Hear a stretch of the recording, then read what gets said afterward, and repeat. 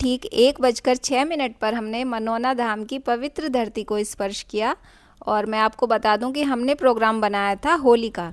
हमने ये सोचा था कि साल भर का त्यौहार है, इतना बड़ा त्यौहार है, तो हमें वहाँ पर कम लोग मिलेंगे और हमें आसानी से दर्शन हो पाएंगे। ये सोचकर हम जिस दिन रंग खेला जाता है उस दिन रात को 8:50 पर अपने घर से चले थे और ठीक 1:06 पर हम मनौना धाम पहुँच गए थे।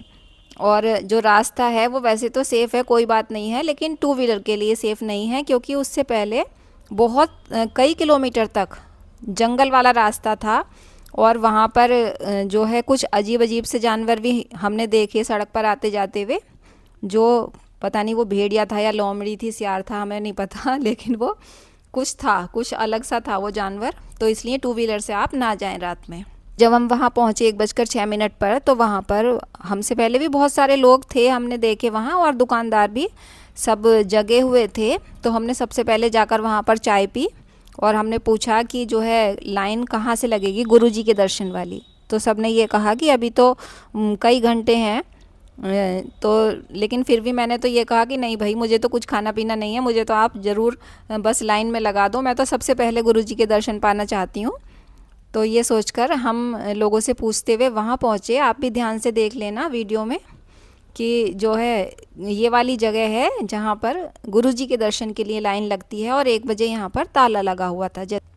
दूसरी लाइन लगती है मंदिर दर्शन के लिए। तो वहाँ पर हमें जो लोग बैठे हुए थे उन्होंने ये बताया कि पहले आप मंदिर में दर्शन करो, अर्जी लगाओ और हाँ जल लेकर आओ, तब आप यहाँ पर बैठ सकते हैं। गुरुजी के दर्शन का फ़ायदा तब है। लेकिन हमने ये सब नहीं सोचा, क्योंकि अगर हम मंदिर के दर्शन वाली लाइन में लगते हैं तो वहाँ पर जो है 8 बजे तक हो पाती है आरती। तो अगर 8 बजे के बाद हम यहाँ आएंगे तो फिर तो संभावना ही नहीं है कि हमें उसी दिन गुरुजी के दर्शन हो जाएं। तो ये आप सोचना, ये आप तय करना कि आपको क्या करना है। हमने तो अपने बच्चों से कह दिया था कि लाइन में तो हम दोनों लग रहे हैं, और आप लोग जो है मंदिर में जब आरती होगी तब वहाँ पर आप जल के छींटे जब देंगे गुरुजी, तो वहाँ पर आप पहुँच जाना, मंदिर में दर्शन कर लेना।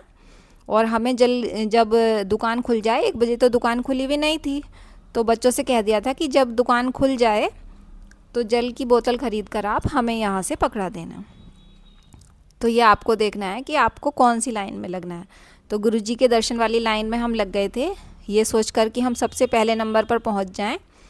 लेकिन ऐसा नहीं था, हमसे पहले भी वहाँ एक परिवार के 3 सदस्य बैठे हुए थे, और उन्होंने हमें बताया कि वो कल रात से लगे हुए हैं। कल 12 बज गए थे और गुरुजी ने फिर दर्शन के लिए मना कर दिया था, तो उनका नंबर नहीं आ पाया था, इसलिए उन्होंने बताया कि वो कल के लगे हुए हैं। तो हमने सोचा कि चलो भाई हम दूसरे नंबर पर ही ठीक, जल्दी से हमारा नंबर आ जाएगा और हम आसानी से गुरुजी से दर्शन प्राप्त कर सकेंगे, ऐसा हमने सोचा था। और देखते ही देखते वहाँ पर 1 बजे से ही हमारे पीछे ही पीछे बहुत सारे लोग आ गए थे लाइन में। खैर हम वहाँ पर बैठे रहे, 1 2 3 4 5 6 7 8 बजे तक हम वहाँ पर ऐसे ही बैठे रहे, और 8 बजे लगभग वहाँ पे ताला खुला। उससे पहले 7 बजे गुरुजी की आवाज़ हमें आ रही थी, आरती शुरू हो चुकी थी लगभग 7 बजे, और आरती कब हो रही है, कब जल के छींटे लग रहे हैं, कब प्रसाद बट रहा है, ये सब हमको सुनाई दे रहा था। बाकी जो वीडियो है वो हमारे बच्चों ने शूट की थी वहाँ की। उसके बाद बच्चे हमें जल की बोतल पकड़ा गए थे, और 8 बजे जब ये ताला खुला है तो इसके बाद भी एक बहुत बड़ा एरिया है जहाँ पर लाइन लगती है। तो फिर वहाँ पर हम लाइन में बैठ गए, तो हमने सोचा चलो अब तो गुरुजी आ जाएंगे और दर्शन हो जाएंगे। लेकिन 10 बज गए थे और हम वहाँ पर ऐसे ही बैठे रहे, क्योंकि गुरुजी पहले टोकन वाले लोगों को देखते हैं, जो इमरजेंसी वाले लोग होते हैं उन्हें देखते हैं। टोकन फ्री है एकदम, कोई चार्ज नहीं है। अगर आपको कोई वहाँ पर ये कहे कि मैं तुम्हें 1000 500 2000 रुपये मुझे दे दो और मैं तुम्हें टोकन दिलवा दूंगा, ऐसा नहीं है। टोकन एकदम फ्री है। टोकन केवल उन लोगों को मिलता है जो चलने फिरने से लाचार होते हैं, या फिर जिनका जो पेशेंट जो है वो बहुत ज़्यादा सीरियस होता है, उन लोगों को टोकन मिलता है। और उन्हीं लोगों को गुरुजी ने पहले देखा। तो 8 बजे से ताला खुलने के बाद 10 बज चुके थे और गुरुजी टोकन वाले पेशेंट्स को देख रहे थे। इस बीच में एक बार गुरुजी वहाँ भी आए जहाँ पर हम लोग बैठे हुए थे लाइन में। वहाँ पर आके गुरुजी ने कहा कि जो है सब लोग अपनी जल की बोतल का ढक्कन खोल लें और फिर गुरुजी ने कोई मंत्र पढ़ा और गुरुजी ने कहा कि अब आप यहाँ से भी जा सकते हैं, आपको निश्चित लाभ होगा, ऐसा उन्होंने बोला था।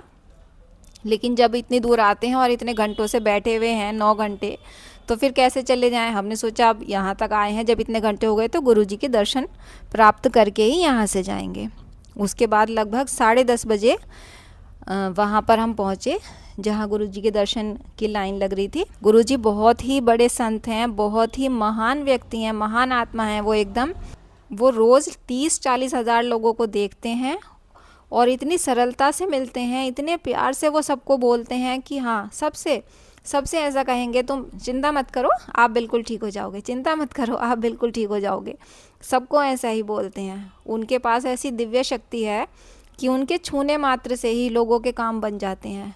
जब वहाँ हम रात को 1 बजे से जब हम लाइन में बैठे हुए थे, तो वहाँ जो लोग थे, तो कई लोगों ने मुझे बताया कि सिर्फ बीमारियाँ ही ठीक नहीं होती हैं वहाँ पर।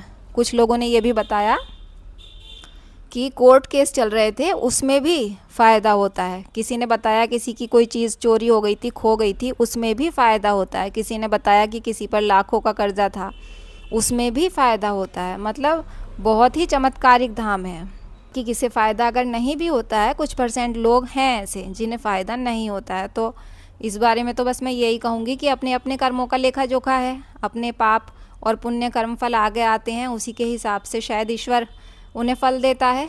तो बस ऐसा ही समझ लीजिए। बाकी वहाँ कोई पाखंड नहीं है, किसी चीज़ का कोई भी रुपया पैसा कुछ नहीं है, सब कुछ एकदम फ्री है। गाड़ी की पार्किंग एकदम फ्री है और टोकन एकदम फ्री है। जब जहाँ पर रोज़ 1-1.5 लाख लोग आएंगे तो परेशानी तो होगी ही, ऐसा तो है नहीं कि कोई परेशानी नहीं होगी। परेशानी तो आपको निश्चित होगी, समय भी आपको बहुत लगेगा। अब मैंने अपनी तरफ से तो आपको सारी जानकारी दे दी है। बाकी यदि फिर भी अगर आपको कुछ पूछना है तो आप कमेंट बॉक्स में पूछ सकते हैं, मैं निश्चित आपको जवाब दूंगी अगर मुझे। जय श्री श्याम, जय श्री मनोना धाम।